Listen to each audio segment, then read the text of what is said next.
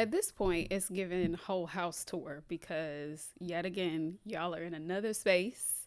This is our little entertainment slash used to be a guest room space. And I decided to pull up here today. So y'all just been everywhere. Let's get into it. Don't get distracted by this little carpet right here. We had our carpets clean today, so we pulled this little rug up. So don't worry about that. We're here for the vibes, right? You and we're chatting. So this topic actually came up yesterday, but as I was talking, I went on a whole nother subject for that video. So I was like, well, let me bring this one back today. And I think it's perfect timing because it's January 31st, meaning that we're going into February and Black History Month is on its way. I have a little opinion about Black History Month and how it is not celebrated but acknowledged today and what I believe can change. So, this might be a little controversial, but it is with honesty and truth and honoring what our ancestors have done for us, first and foremost. But it's challenging us to carry the torch in a different way moving forward. So let's just go in. I One of the things, we always got to tie it back to the work, right? One of the things that I'm focused on work wise, and I'm also helping clients do, is get into organizations that are hosting Black History and Women's History Month workshops. I used to be one of the people who was over that, and I know that this is a big time where there are budgets allotted for these programs, and it's such a great way to get visibility within an organization and start to build a relationship, right? So I'm going in, and one particular one, which is actually at a former company that I used to work with, I was putting together like what my topics would be and kind of like massaging where I am now and how I want to give that a cultural Black history lens. And so I was looking at some similar ways that I could package it. I usually get with my friend ChatGPT and I'm like, hey, here's my topics. And we kind of go back and forth. It helps to like jumpstart with some ideas. And all the ones I call him he, that chat gave me, I was like, this is the stuff that people generally do, cultural bias in the workplace and, how to navigate a similar workplace culture or cultural bias, and how to navigate that in leadership. It was all of this. I don't want to say down. It's like fighting against the undertones of it is basically how to fight against a system that's rigged against you. And hey, we know that happens all the time. We have lived experience that is true. That is absolutely the experience of African American people. But it didn't feel authentic to me because my message is all about how to take whatever circumstances you're given and advance forward. It's not working around or working against the system, as it is understanding how to, I hate to say how to play the game, but how to take your value and make it undeniable.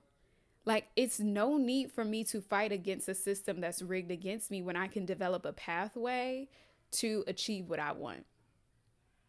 And I know that I'm well aware that it does not always work out that way. And then I started thinking about that and I was like, because I believe that all things are possible. I'm like, well, why can't it be that way? And this is the part that gets kind of controversial because I'm like, ooh, this is against what most people would say. But what if a lot of our challenges that still exist today exist because we continue to fuel that narrative? The media continues to fuel that narrative.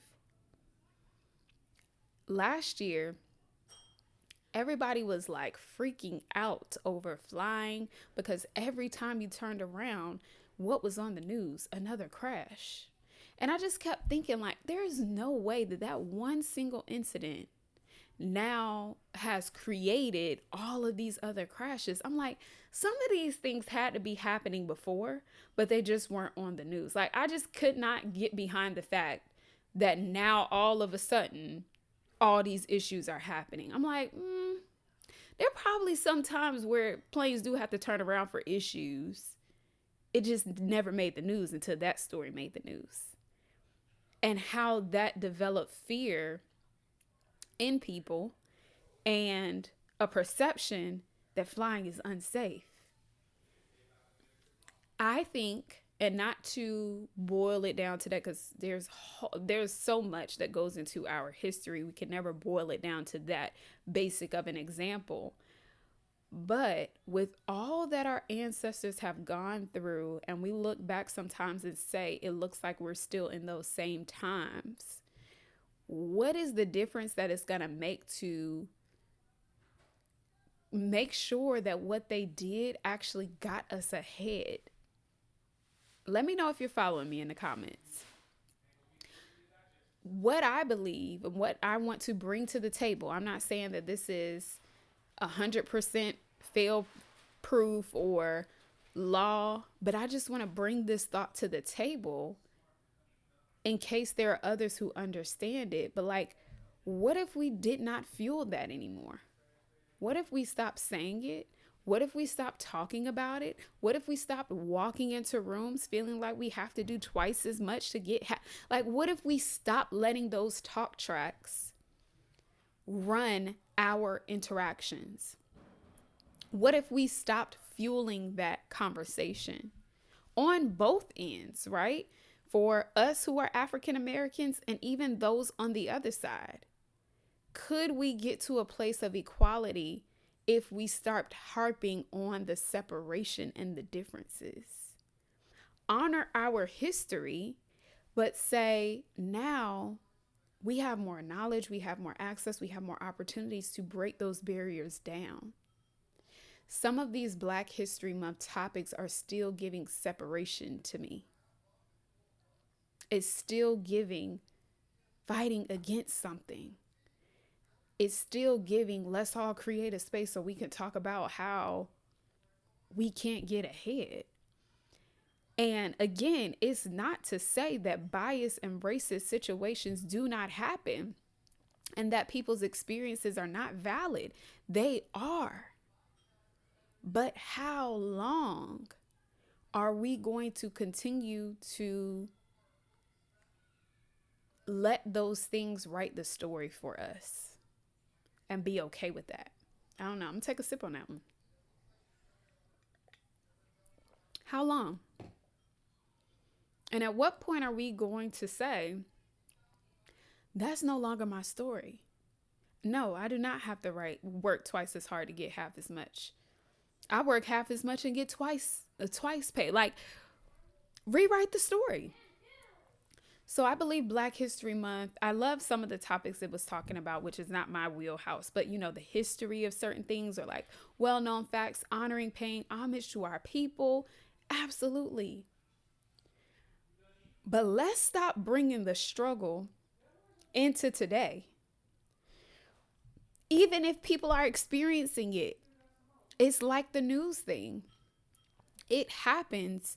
But do we have to keep fueling it so it becomes a constant thing that is a part of our lived experience? Can we collectively challenge that? Can we collectively not accept that? Can we actually take, here's the other thing, with access and opportunities and influence, can we get into the rooms where we have influence over that type of bias? So instead of like learning how to navigate cultural bias in the workplace, how about becoming the leader who changes the course of cultural bias in the workplace? Come on, that might be my topic.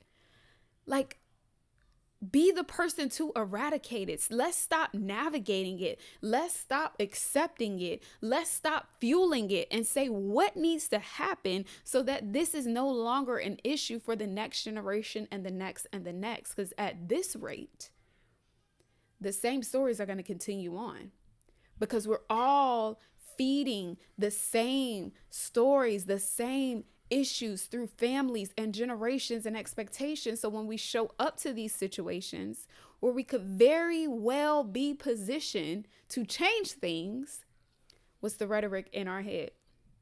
We're shrinking. We're not showing up as big as we could. Oh, we think that they're not paying attention to us. Oh, they were so aggressive in that email, and I think they're doing that because I'm this and that. Like, you are right. But what are we going to do about changing that story? So, my Black History Month topic, my contribution to my race is not about getting people together to talk about how unfair things are, because that's not productive to me. I'm not on that camp. I'm not on the dwelling, Debbie Downer type of thing. And, oh, we just have all the, no, I'm about that action. Well, what do we need to do? How do we need to show up? What do we need to have in place so that it is undeniable? And if there is all things checked and is still denied, where is the next place that we need to move to? What do we need to create? What do we need to build? Because I get it. I was at a company and a lot of Black executives were laid off at one time. Do we need to get together and talk about what's happening in corporate America and why are all these executives getting laid off? That's one conversation. Another conversation could be, okay, well, this is happening so that we never have ourselves exposed like this again. What are we collectively building that can fight against this? Because we have options, many different options. How can we fuel our efforts into that? Because this is not back in the day where they had to fight to vote. They had to fight for like all these things that we are afforded today. And we can't make a choice or a decision to be able to change the shift of our careers or, any bias that happens to us. We have that power. Even if opposition is against us, we have power. That's it. So this month, I wanted to talk about excelling. I wanted to talk about building. I'm not booked for any ERGs right now. In fact, I'm booked for women's in leadership at the last day of Black History Month. But as I'm thinking and preparing for the ones to come, because I do believe that there will be 1 to 2 engagements this month that I'll have, that's where I'm coming from with it.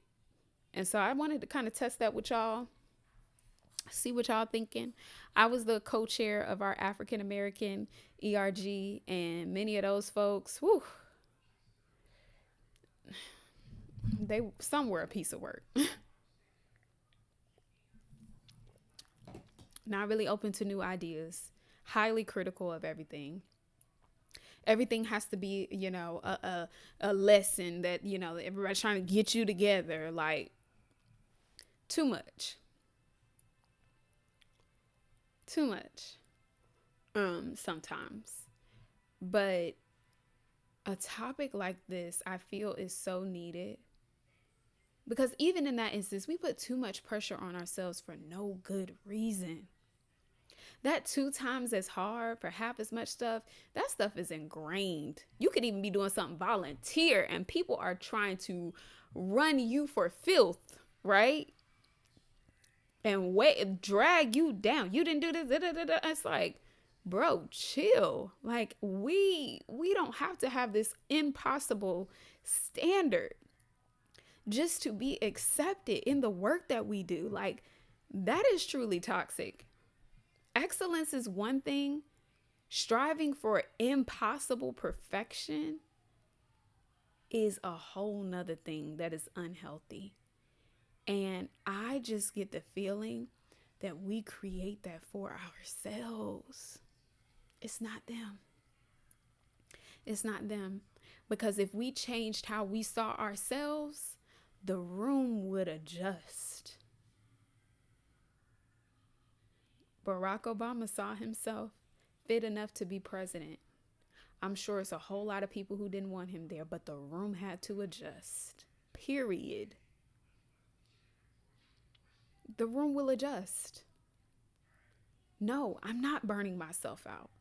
No, I'm not going to kill myself to try to prove to somebody that I'm worthy to be here. I'm just simply not doing it. And I really think it comes down to that. Don't do it. And if that's a problem, it's just going to have to be a problem. And if we collectively took that approach of, I'm not killing myself. I'm going to do excellent work because that is what I'm required to do, but I'm not killing myself. All these people who are experiencing layoffs, you done gave all your time to this company, you done skipped your kids this, you done stayed there to 9, 10 o'clock. They don't care. And nobody told you to do that. No one. That's a whole nother topic that we can have on the whole loyalty thing and giving your all just to get the carpet ripped from under you. I mean, that's just a whole nother thing that kind of grinds my gears. But nobody's telling you to do all that. They really not. And just like Chad is over here chilling, you will say, oh, it's because of his skin. That's because that story has continued to be fueled. What if not? So, y'all let me know. Black History Month, this is how I'm coming into it. Building. Taking what our ancestors have done and moving it forward. Not continuing the same cycles over and over again. And I talk specifically about corporate America because that's where I've experienced it most in business. In business, I do see that, but not as heavy as I do in corporate America, because even in business, you can create the business that you want, right? I know people who are Black women, they're $1 million business owners. There's nobody like stopping you from excelling in your entrepreneurial career, so to speak, to a certain level. But then you do see like some of the top players and you see how people, this is another thing. They're like, oh, well, this person can show up like this and they'll take them seriously. Why is that though? Is that because, this is my last challenge to you, can that person show up like that because there's some made up rule somewhere that because you're a certain skin tone that you can do this and I can't? Or is it because I think that, and that's how I show up, and that's how I project in those situations, and so that is culturally accepted, that if you look like this, you can't show up like that? I'm just gonna say, I'm putting it on the table. What you thinking? Putting it on the table. These hidden rules, these hidden I can't do this because I'm this, I think it's worth challenging. Because is that true?